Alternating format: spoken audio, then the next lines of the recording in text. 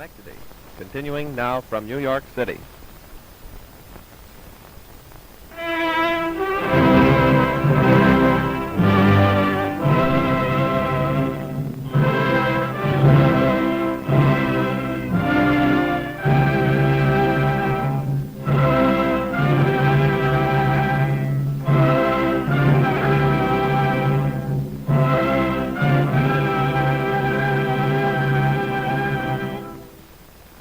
Good evening, ladies and gentlemen.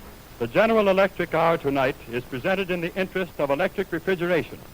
At the conclusion of the program of symphonic music under the direction of Mr. Walter Damrush, Dr. Royal S. Copeland, United States Senator from New York and formerly Commissioner of Health of New York City, will give a brief talk presenting some amazing facts revealed by scientific research regarding the importance of refrigeration in the care of your food and in protecting your health and the health of your children.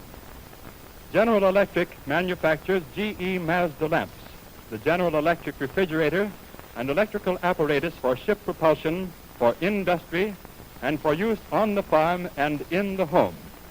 General Electric also manufactures radiolas and radiotrons sold through agents and dealers of the Radio Corporation of America. The musical program will now be introduced by Walter Damrush.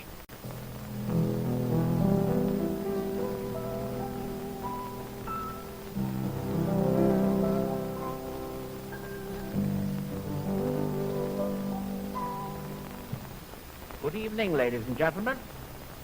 Our first number is perhaps the most popular overture that has ever been written, the overture to William Tell by Rossini, story of the liberation of Switzerland from the Austrian yoke. The introduction, played by the divided violoncellos, gives us the peace of an alpine valley. Then comes that wonderful thunderstorm, first a few drops, then rising in anger and fury, the great climax of the thunderstorm in the mighty mountains of the Alps, then the gradual drawing away of the storm clouds, the singing of the birds, and the pastoral played on the Alpen pipes or horns by the shepherds.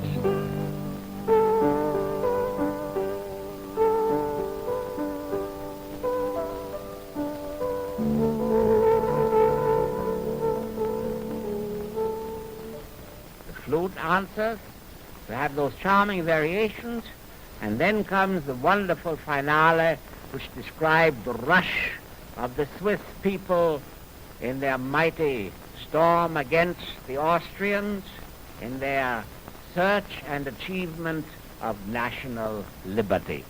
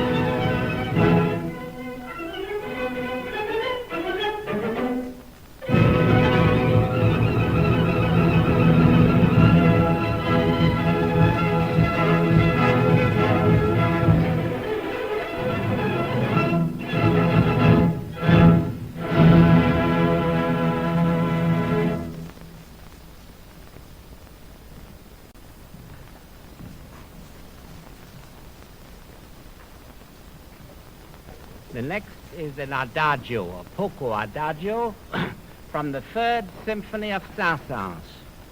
This great French composer has sometimes been accused of lack of feeling. There is no lack in this deeply felt religious movement. It is like a prayer for the memory of a beloved one. Imagine this played perhaps in the old Gothic church of Notre Dame in Paris, in some mighty cathedral. You will love the solemn, sweet, unison melody which is first played by the stringed instruments and then antiphonally answered in a chant by a solo clarinet, horn, and trombone. Here is the melody.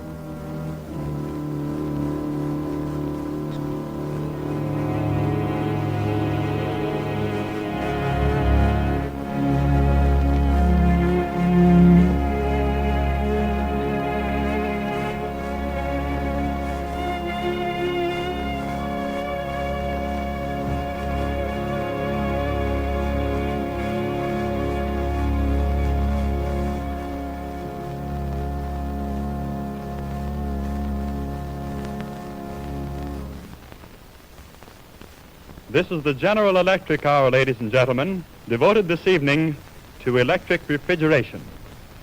There will now be a brief pause in the General Electric Hour for station announcements. This is the General Electric station in Schenectady, WGY.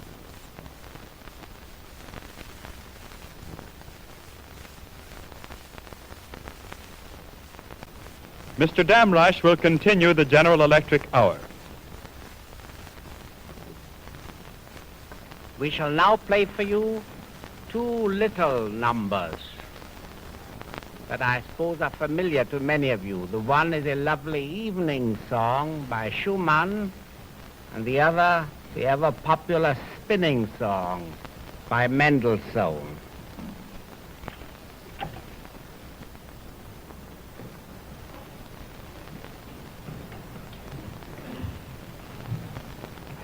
In order to make a better contrast, I'm going to turn them around, and we will play first the spinning song and then the even song of Schumann. Spinning song.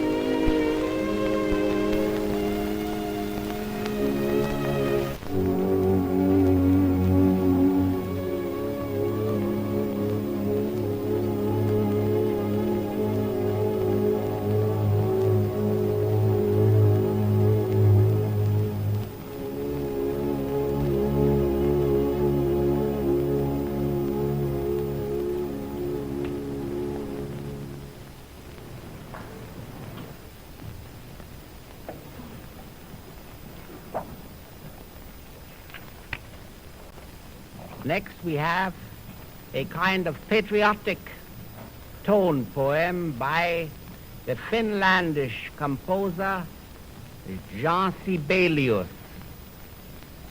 It is written in honor and in love for his country of Finland. It is called Finlandia. That is a small country between Sweden and Russia. The winters are long and dreary and cold. A great portion of the country is on a desolate coast. But the people of Finland love their country. They have had to fight terribly to preserve their independence from the encroachment of Russia on the one side. They are now a republic, and Sibelius, the composer, gives us in this tone poem a picture of this rugged, stern country, and then an splendid patriotic outburst and an incredibly touching chant of love for his country.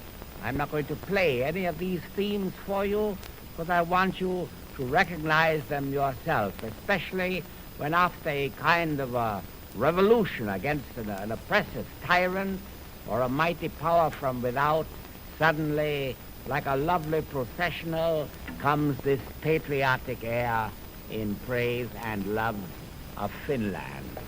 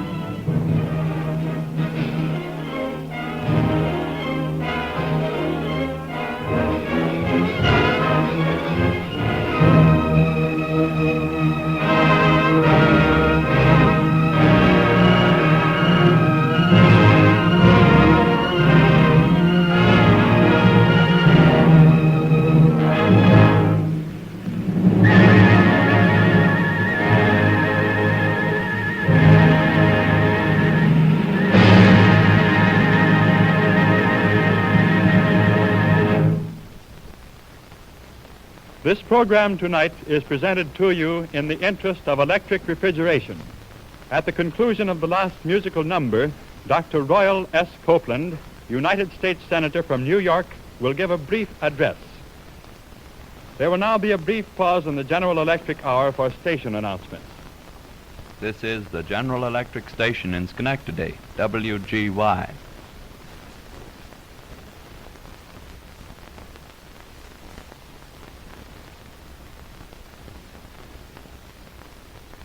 Mr. Damrosch will continue the General Electric Hour. The last number on our musical program will be a waltz by Waldteufel, who was the court conductor for Napoleon III, which already seems very long ago. This waltz is called Les Patineurs, which in good English means the skaters. Let us listen to it as the last dying greeting of this winter. You will hear the sleigh bells and you will see the skaters as they gaily slide along.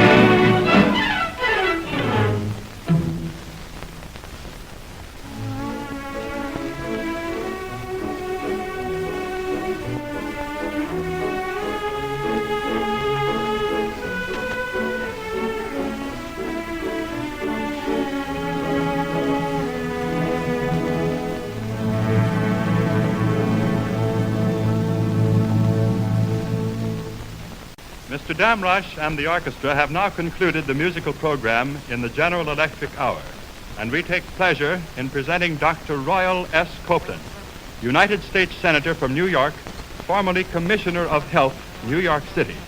Dr. Copeland. Victim of music. The Damrosch Hour has brought happiness to many American homes. It has done more than this. It has promoted the health of our people by the pleasant stimulation natural to harmonious sounds. In this sense, certainly, it adds to the prospect of long life.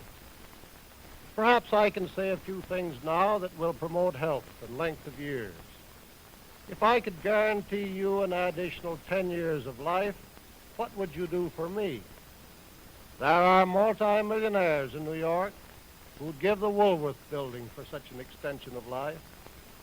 If you will listen, I shall pass on to you information which contains a real promise of added years of life and usefulness. If you will apply this advice, every member of your household will be benefited. The price of what I shall give is no more than an attentive ear. From the beginning of time, men have struggled to defeat disease and death. They have contended with war and pestilence, with famine and epidemic, with snow and ice, with flood and the merciless sun. The enemies most dreaded by mankind have been those which could be seen with the eyes or felt with the hands. But while it was watching for the grosser and more obvious foes, the human race was being weakened and destroyed by hidden enemies, the very existence of which mankind had not the slightest suspicion. It was not until germs and bacteria were discovered that men awakened to the real knowledge of their plight. To their astonishment, they found that the foes most difficult to conquer were those which the unaided eye and ear, the nose and sense of smell cannot reveal. Yet what men have not seen or heard is almost too unreal to fear. But during the years since the germ theory was generally accepted, vast improvements have taken place in health conditions. Some diseases like typhoid fever and diphtheria have become almost negligible in every community. 40 years ago, about 1/4 of the babies died before they became a year old. Out of every 1,000 babies born, 247 died this way. Today, only 60 of them die. The other 187 who would have died a generation ago are saved to grow into healthy adult life. The chief factor in this marvelous achievement is the protection of milk against disease-producing germs. The public health laws provide that the milk must be pure to start with. But what is just as important, the laws demand that no milk shall be delivered to your home at a temperature higher than 50 degrees. Dr. Park, Director of Laboratories of New York City Department of Health, has contributed a wealth of material to our knowledge of milk contamination and its menace to health and life. Beginning with a sample of the very purest milk produced, Dr. Park found there were only 3,000 of these microscopic germs in 15 drops of the fluid. Kept for 24 hours at a temperature of 50 degrees, the number increased to 11,000. The milk had what the doctor calls a bacterial count of 11,000. Using the same fine milk, but substituting it and submitting it to a temperature of 55 degrees, the bacterial count was 18,000. At 60 degrees, it became 180,000. At 68 degrees, 450,000. If kept for 24 hours at 86 degrees, the bacterial count reached the enormous number of 1,400,000 germs in every 15 drops. The experts have found that milk having such a bacterial count is unsafe. Now you see how absolutely necessary it is to keep the milk at a temperature under 50 degrees. Frankness compels me to say that in the average home there is not the care of milk and other foods that there should be.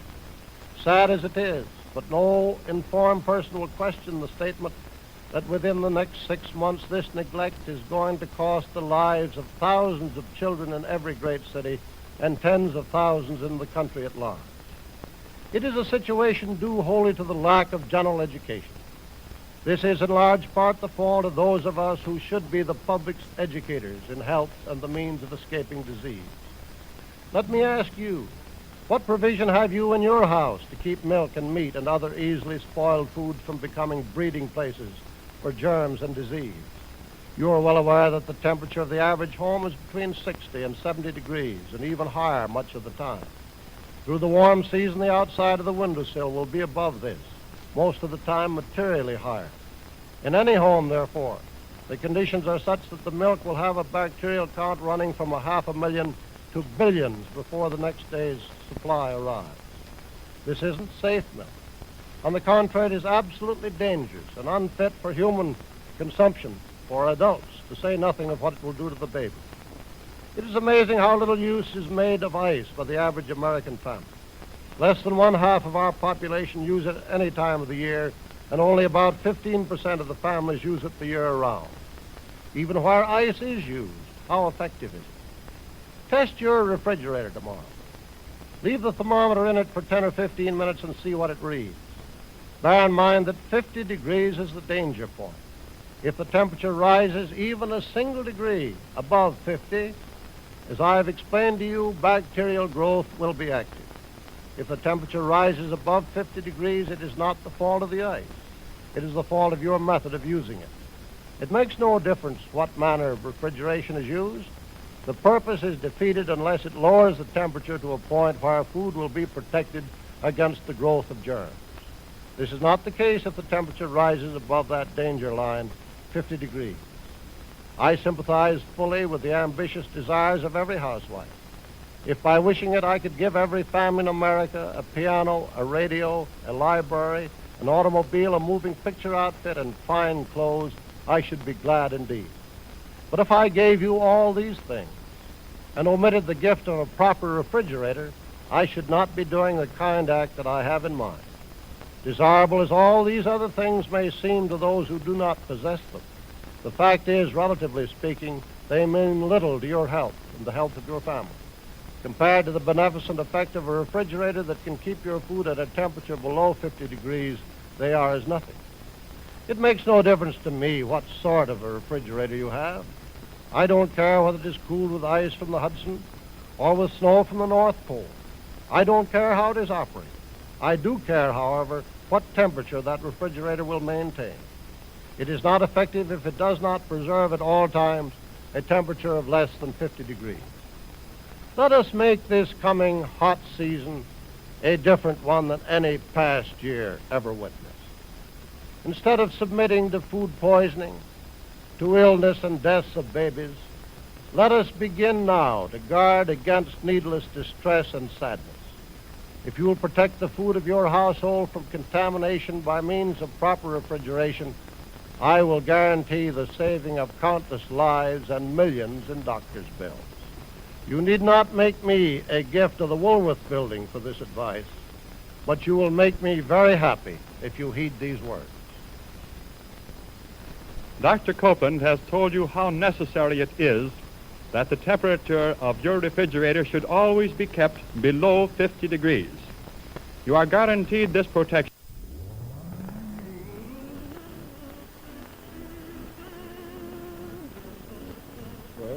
Well below 50 degrees, no matter how hot it is outdoors or in your kitchen. Be sure to send for the booklet referred to by Dr. Copeland. It is called, What Value Do You Place on Your Family's Health? This booklet also tells about General Electric refrigerators and describes the new all-steel models and their new low prices. To get a copy, simply write your name and address on a postcard and mail it to the General Electric Company, Hanna Building, Hanna, Cleveland, Ohio. When buying electrical equipment, look for the GE monogram, GE in a circle. It is a symbol of research and a mark of electrical quality and dependability, the initials of a friend. The General Electric hour now closes. During the last few seconds, the chimes of Telecron, the modern electric timekeeper that operates from your lighting circuit, have been heralding the approach of the hour. It is now 10 o'clock Eastern Standard Time. This is Edmund Ruffner announcing. There is now a brief pause for station announcement. This is the General Electric station in Schenectady, WGY.